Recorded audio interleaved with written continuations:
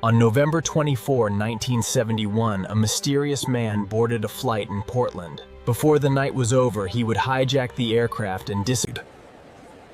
The man called himself Dan Cooper. He purchased a one-way ticket to Seattle on Northwest Orient Airlines Flight 305.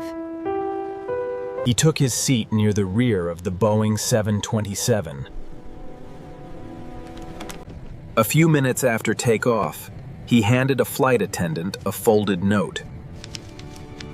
The note claimed that he had a bomb.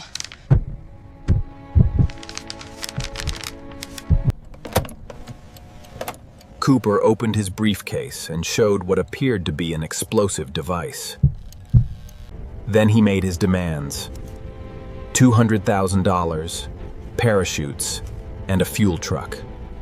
The aircraft was ordered to land in Seattle, where authorities prepared to meet his demands. The ransom money and parachutes were brought to the aircraft.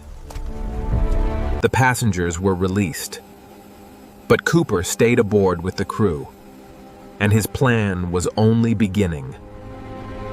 After the passengers were released, Flight 305 took off again with Cooper and the remaining crew aboard. Cooper now had the ransom money, parachutes, and control of a carefully planned escape. He instructed the crew to fly toward Mexico at a low altitude and reduced airspeed. But Cooper wasn't planning to reach Mexico.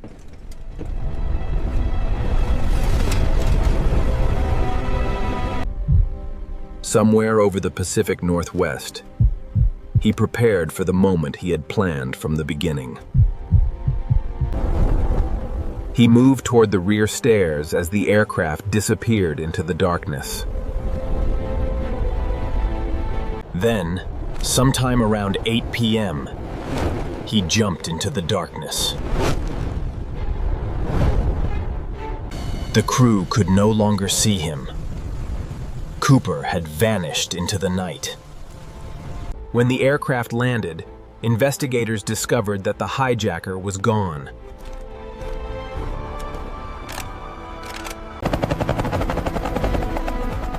The largest manhunt in the history of the case had begun. The FBI launched an enormous investigation, interviewing witnesses and examining every clue they could find. Witnesses described Cooper as calm, confident, and surprisingly composed during the hijacking.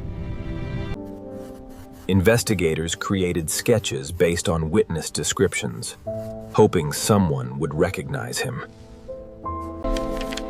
Years passed, and hundreds of people claimed they knew who Cooper really was. But no suspect was ever conclusively identified as the hijacker. Then, in 1980, a remarkable discovery brought the mystery back into the headlines.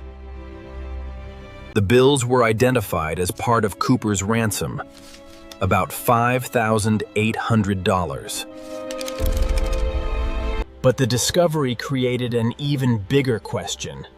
If some of the money reached the river, where was the rest? Did Cooper survive the jump and escape? Did he die somewhere in the wilderness? After decades of searching, no answer has been proven.